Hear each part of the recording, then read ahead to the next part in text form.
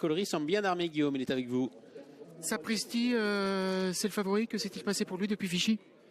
Bon, il a travaillé normalement. On était un petit pas déçus à Vichy, mais on s'est retrouvé dans une course un peu spéciale. Il s'est retrouvé un petit peu loin. Gagnant, il a repris un départ à mi-ligne droite.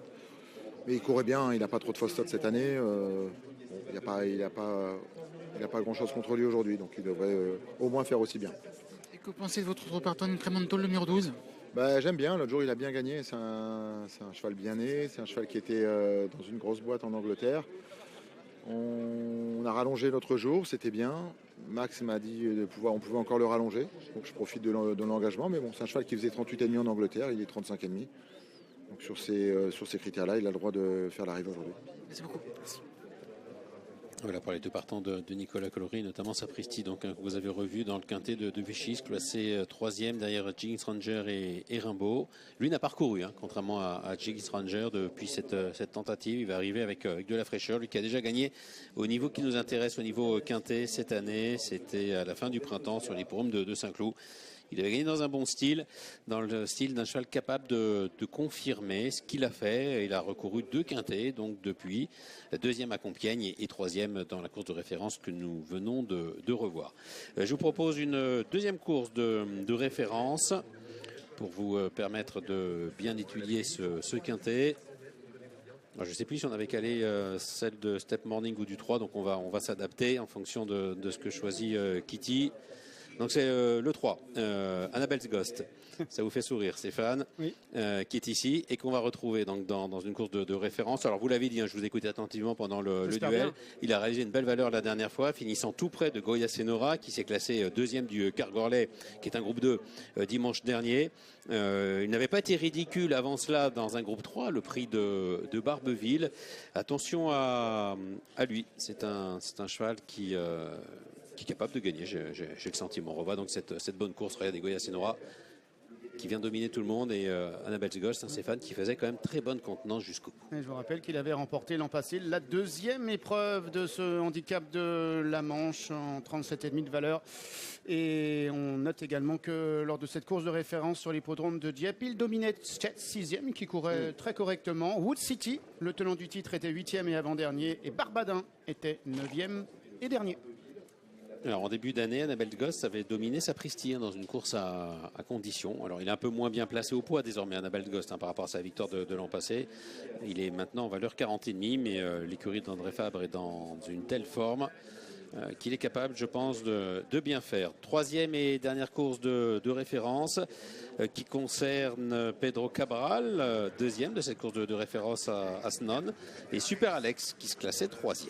Le vainqueur est forfait. Ouais, on oublie Step Morning qui s'imposait. On retient Pedro Cabral, cheval extrêmement régulier en plat et qui, après un succès à Dieppe sur 3000 mètres, se comportait très bien en portant 4 kilos de moins que Step Morning, en étant 2e. Super Alex était également de la partie. C'est la casaque bleue qui progresse à l'extérieur et qui termine 3e.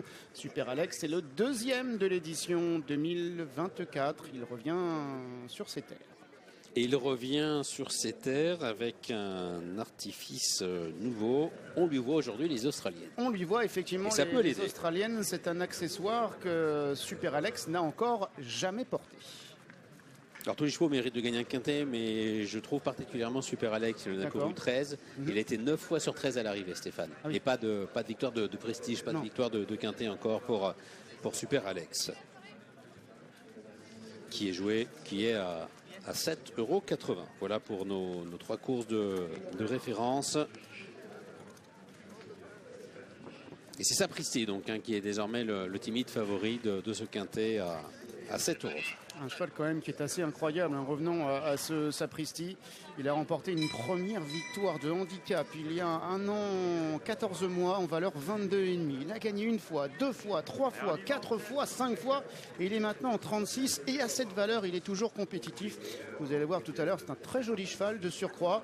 Et je suis d'accord avec Nicolas Collery, il a vraiment fait un truc. L'autre jour à Vichy, sur les 2800 mètres, il s'est retrouvé assez loin. Il a vraiment très bien terminé. Alors il n'a pas pu venir chercher Rimbaud, qui le battait d'une longueur, et encore moins Jiggins Ranger, qui s'est envolé, s'imposant de 5 longueurs ce jour-là. Mais la fin de course était notable pour celui qui est monté ici par Ronan Thomas. On a vu le vainqueur de l'année passée, on a vu son jockey Stéphane Pasquier se mettre en selle. Le vainqueur de l'année passée, c'est Wood City. Il est aujourd'hui en valeur 39,5, c'est-à-dire en dessous de la valeur qui fut la sienne l'an passé à l'occasion de son succès. Alors vous l'avez repêché? Je l'ai repêché. Je l'avais sorti du pronostic. Mais le terrain est plus souple Je qu'imaginé. le considère comme meilleur avec une piste très souple, collante, même s'il a quelques perfs également sur des pistes un petit peu moins lourdes. Mais je l'ai repêché au vu des performances, des courses qui se sont disputées depuis le début de la journée. Je trouve que ça décollait un peu, que le terrain était un petit peu haché également en cette fin de meeting. Donc je l'ai remonté très haut finalement, hein, puisque je l'ai placé deuxième. Alors plein d'interviews, vous disais-je, déjà réalisées par Guillaume, à vous faire écouter.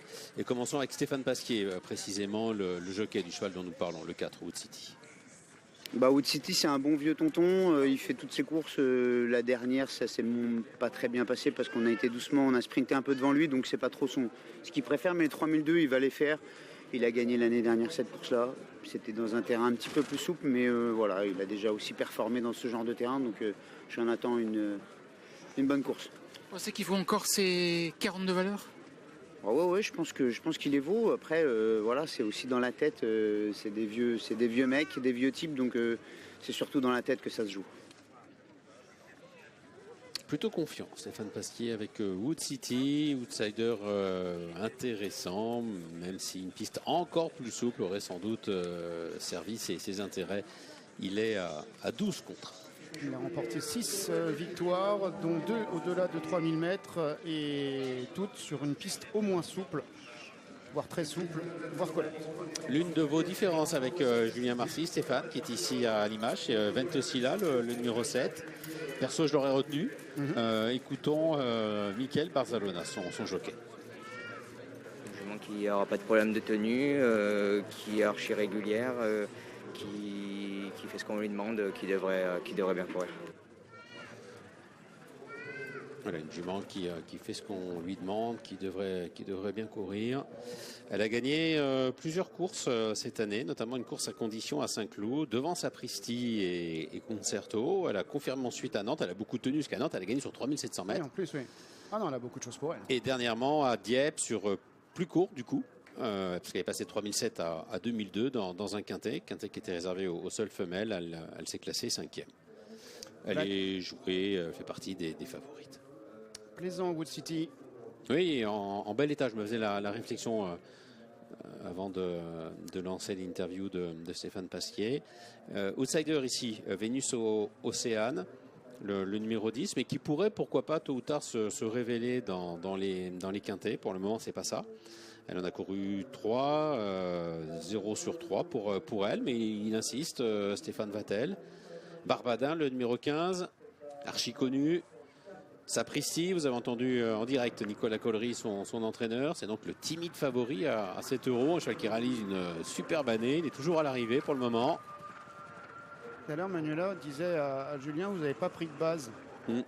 C'est vrai qu'on en parlait tout à l'heure et on a 3 bases en commun, disons Gianni et moi. Ce serait Sapristi,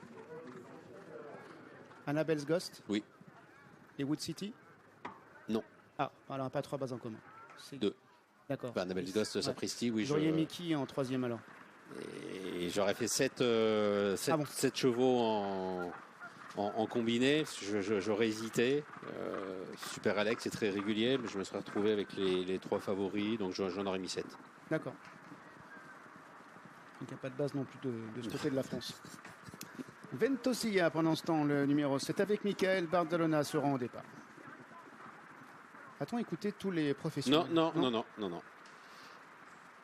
Il nous reste plusieurs professionnels à écouter, notamment Stéphane Gouvazet. On a vu la course de rêve, la victoire de Ginis Ranger à Vichy. Le cheval n'a pas répété la fois suivante. Faut-il le reprendre? Élément de réponse. On écoute tout de suite son entraîneur. Le poids, la chaleur de Vichy, la course. Je suis dans l'incertitude par rapport à ça, donc il devrait se réhabiliter aujourd'hui. Est-ce qu'il a repris un peu de fraîcheur comme on le trouve du matin? Exactement, il a pris beaucoup de fraîcheur. Le cheval est très bien le matin. Fabien malheureusement ne pouvait pas le monter. J'ai fait appel à la plus belle fine cravache qu'on puisse trouver aujourd'hui. Voilà, tous les feux sont ouverts. En principe, ça devrait bien se passer. Mais le cheval en tout cas il est bien. Sa valeur de 41 pour vous, c'est justifié? Oui. Bah, j'espère. Sinon, on s'était tous trompés. Vous pensez qu'il faut ça, quoi? Oui, bien sûr. Ouais. Voilà, donc à écouter Stéphane Gouvazé, il a peut-être fallu le reprendre chez Guinness Ranger. Ce que je n'aurais pas fait non plus. Bon, après, c'est un faire d'impression. Le cheval est à 12 contre 1. Écoutons à présent Augustin Madamet. On va passer à un outsider lorsqu'Augustin monte Black Saxon, le numéro 13, qui est à plus de 20 contre 1. Black Saxon, c'est un cheval que je vais découvrir, qui est assez régulier. Maintenant, il n'a jamais trop fait ses preuves à ce niveau-là en quintet, donc ça va être un test. Un test donc pour lui aujourd'hui. Et on passe d'un outsider à celui qui vient de passer favori, Stéphane, Lorenzo De Medici, le numéro 14. On passe à Lorenzo De Medici en écoutant Fabien Lefebvre. Alors on a manqué de peu de gagner à Saint-Cloud. Donc il a montré qu'il était capable. On a eu un parcours sur mesure ce jour-là. Aujourd'hui on a un super numéro, donc ça se profile bien. Sur ses perfs, on voit qu'il est régulier, mais que pour gagner, voilà, il est ric-rac. Donc je pense qu'il peut être entre premier et septième. Il y a quelques chevaux qui ont des bonnes lignes sur les dernières courses quand même. Donc on voit que ça reste un handicap, mais tout est possible. Ouais. Paramètres du jour, est-ce qu'il vous conviennent? Bon, on voit qu'il est quand même super le cheval, il s'adapte un petit peu à tout, la piste elle a l'air correcte, il a déjà performé fibré terrain gazon comme ça. Non, je pense qu'il n'a pas, avant le coup, il n'y a pas de réel problème. Voilà, Lorenzo De Medici donc, qui est passé favori.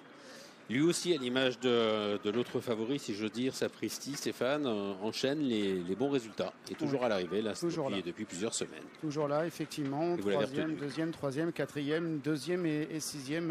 Sa deuxième place à Saint-Cloud, c'était le 1er mai sur une piste rapide sur 3100 Ça, c'est votre outsider. J'ai remarqué que vous l'avez retenu. Il est très beau. Vous l'avez mis à la place peut-être de Ventosilla. Vous avez peut-être hésité, mais c'est un peu plus offensif. Et c'est vrai qu'il était en bel état.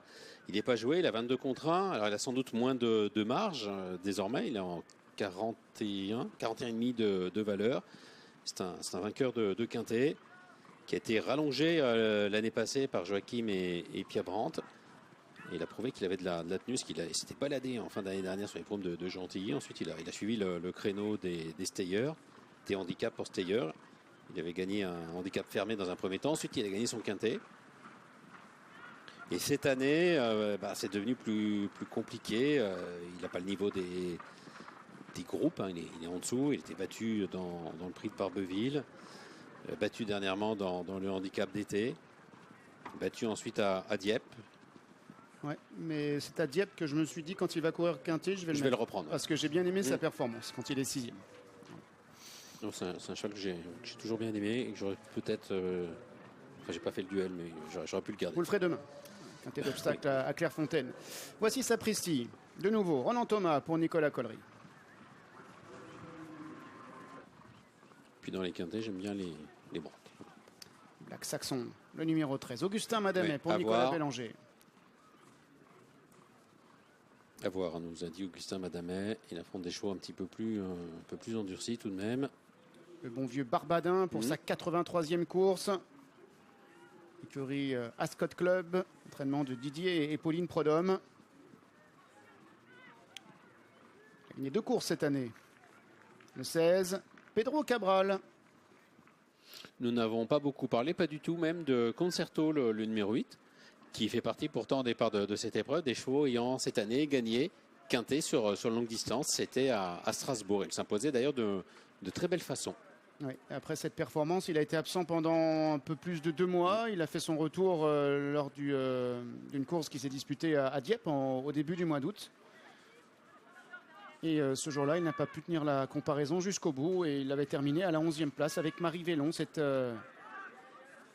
fois, c'est Alexis Pouchin qui monte le pensionnaire de Miroslav Roulek.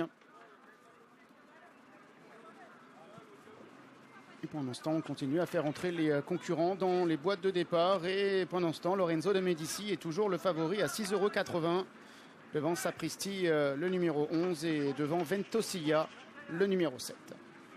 Chess qui entre dans sa stalle. Pas de grosse baisse de cote pour le moment. Pas encore. Non, un demi-point de moins donc sur Lorenzo de Medici, nous l'avons signalé. Le 16, c'est Pedro Cabral, à droite de l'écran, qui attend son tour.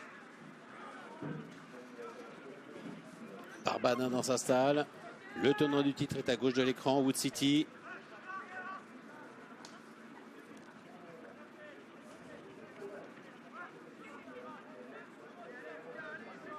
Très régulier, Sapristi vient d'entrer dans sa stalle.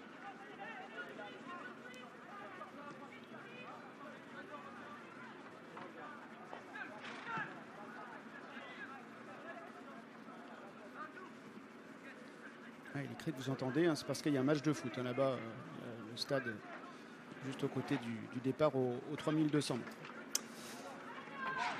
Attention au départ. Pedro Cabral, Wood City.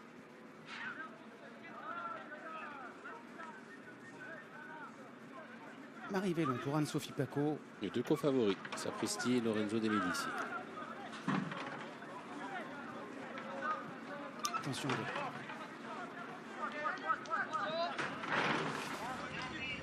Allez, c'est parti pour la 7e, le handicap de la Manche. Le numéro 6, Step Morning, a été déclaré non partant. 3 km 200 à parcourir et c'est le gris Concerto, le numéro 8, qui pour l'instant est en tête, mais il va être relayé assez rapidement par le 16, Pedro Cabral, pendant que Super Alex se rapproche à l'intérieur, à l'image du numéro 14, Lorenzo de Medici. Eddie Ardouin, quant à lui, qui monte le numéro 15, Barbadin, fait pour l'instant...